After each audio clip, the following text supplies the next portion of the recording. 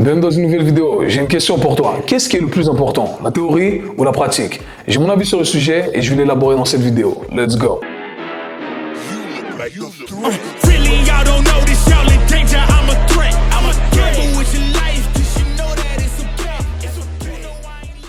Tout d'abord, si tu n'es pas encore abonné, je t'invite à le faire maintenant et à lâcher un petit pouce en l'air pour soutenir la chaîne.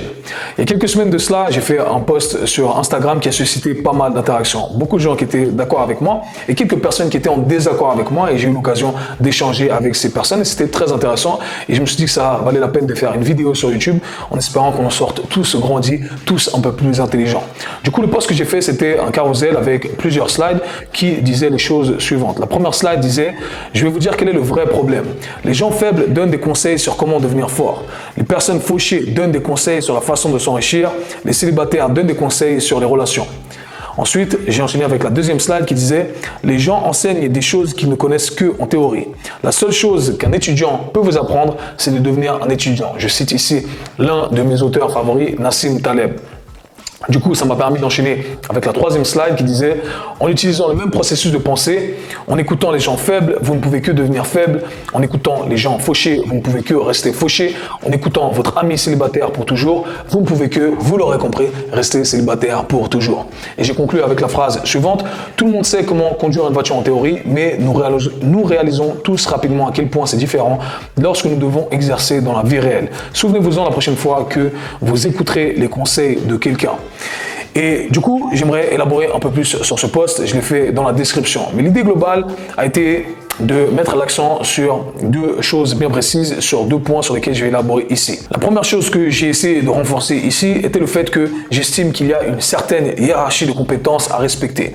Et j'estime, ce n'est que mon opinion ici personnelle, que je ne dois que apprendre de personnes qui sont plus compétentes que moi dans un domaine donné et que je n'ai rien à apprendre de ceux qui sont en dessous de moi dans cette hiérarchie ou sur cette hiérarchie de compétences. Du coup, si vous êtes moins compétent que moi, eh bien j'estime que vous n'avez rien à m'apprendre. Et j'applique cette règle dans tous les domaines, dans tous les secteurs. D'ailleurs, dans ce post, eh bien, j'ai choisi précisément trois secteurs différents qui sont les plus populaires sur les réseaux sociaux et sont également les secteurs sur lesquels les gens se sentent le plus confortables à s'exprimer ouvertement, même lorsqu'ils ne sont pas assez légitimes pour le faire. Le secteur du fitness, le secteur de la finance et le secteur relationnel. Du coup, c'est vraiment une règle d'or pour moi de me dire, ok, moi, je n'apprends que de ceux qui sont meilleurs que moi et ça s'applique pour moi également. C'est-à-dire que, moi, si je ne suis pas assez compétent ou plus compétent que cette personne dans un domaine bien donné, eh bien, j'estime que je n'ai rien à lui apprendre et qu'on doit chercher quelqu'un qui est beaucoup plus compétent. Et je pense que là où les gens ont mal compris ce post, et je tiens à m'excuser si quelqu'un s'est senti attaqué, si quelqu'un s'est senti offensé, ça n'a jamais été mon but, eh bien, c'est que je ne disais pas qu'il fallait atteindre un niveau de compétence arbitraire qui a été déterminé par des nombres arbitraires. Je disais simplement qu'on doit simplement, on ne peut que enseigner à celui qui est en dessous de nous dans une certaine hiérarchie de compétences pour un domaine bien précis. Okay? Donc en gros, oui, vous pouvez quand même enseigner des choses, mais j'estime que vous ne pouvez pas enseigner des choses à celui qui est plus compétent que vous. Et c'est là où c'était intéressant parce que j'ai eu l'occasion d'échanger avec les gens qui étaient en désaccord avec moi. Et à chaque fois que ces gens expliquaient leur désaccord, eh bien, ils utilisaient leur propre personne comme exemple. Ceux qui étaient dans l'industrie du fitness, eh bien, ils me disaient, moi, je ne suis pas très musclé, mais j'estime que je peux enseigner des choses sur la prise de masse. Je peux apprendre à quelqu'un à prendre de la masse. Les gens qui étaient dans le monde du relationnel, qui disaient, moi, je ne suis pas en couple, mais j'estime que je peux donner des bons conseils sur la vie de couple.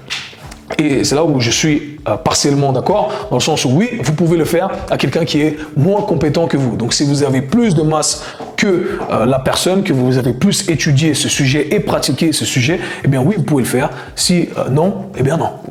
Qu'est-ce que vous allez apprendre à quelqu'un qui a plus de masse que vous, qui a plus de résultats que vous?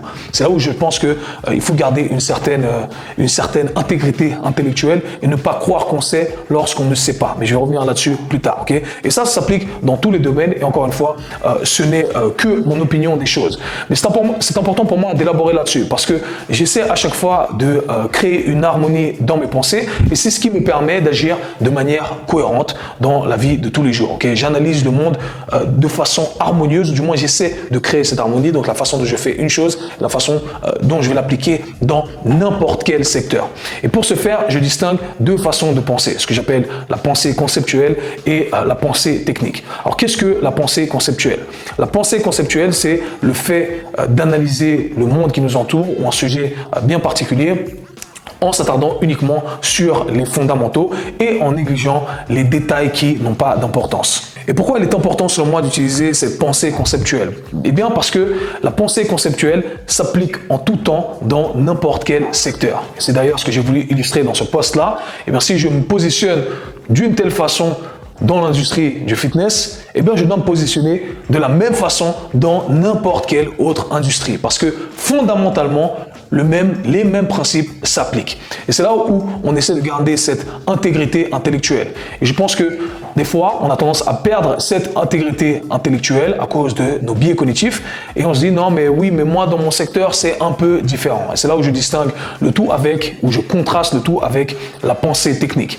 Et la pensée technique, qu'est-ce que c'est? La pensée technique, eh bien c'est le fait d'utiliser justement, de s'attarder sur les détails ou de placer plus d'importance sur les détails que sur les fondamentaux. Et ça amène deux gros problèmes. Le premier problème, eh bien, c'est que lorsque on met plus d'accent sur les détails, eh bien, on oublie l'idée principale. Et le deuxième problème, eh bien, c'est le fait que justement, en s'attardant sur les détails, on a tendance à manipuler ces détails un peu comme ça nous arrange pour confirmer nos biais cognitifs et créer la réalité qui nous arrange. Et c'est là où on développe cette incohérence intellectuelle et c'est ce qui a fait surface lorsque j'ai échangé avec les gens qui étaient en désaccord avec moi, qui illustraient leur désaccord en utilisant leur propre exemple.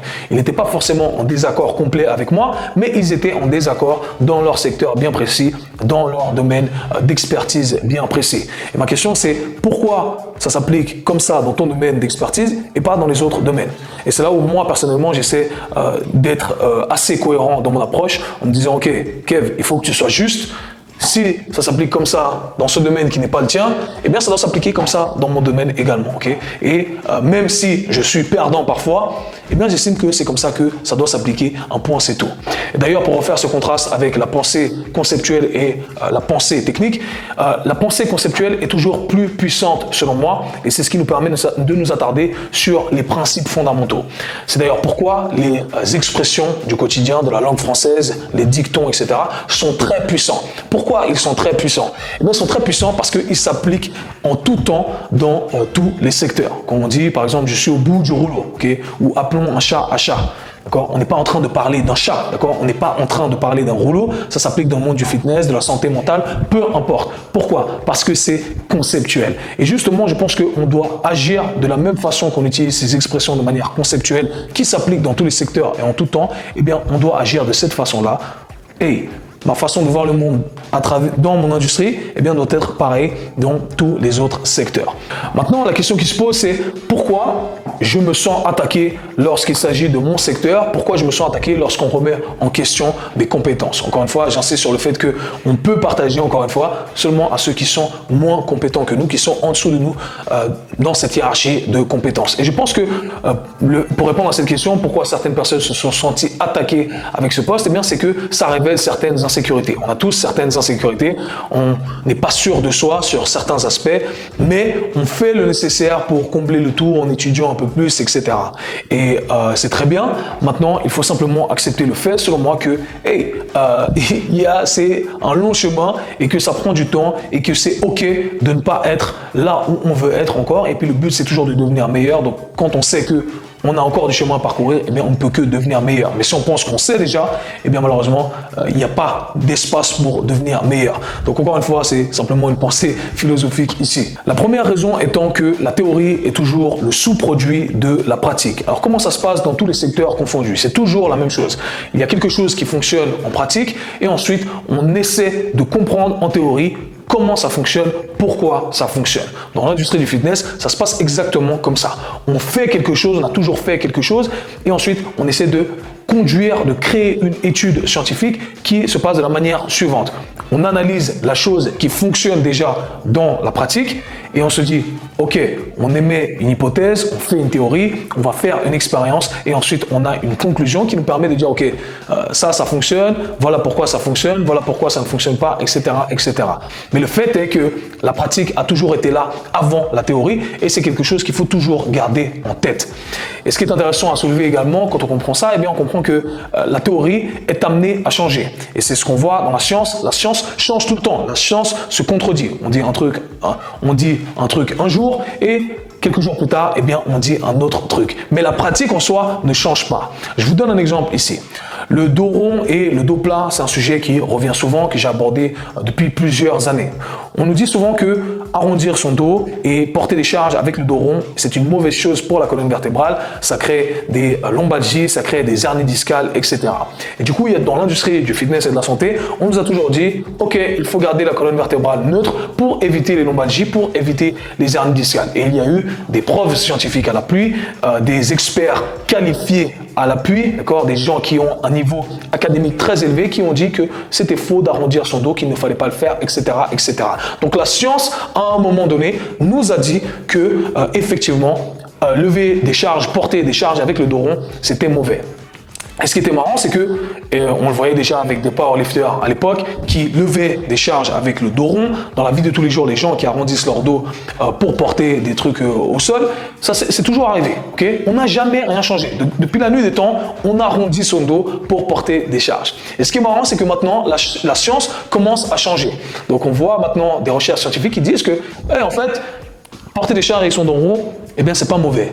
Okay? On voit que en fait, l'idée de garder sa colonne vertébrale neutre, eh bien, au final, peut-être que c'est du bullshit. Et ça, c'est la science qui le dit. Vous voyez comme la science a changé. Mais la pratique en soi n'a jamais changé.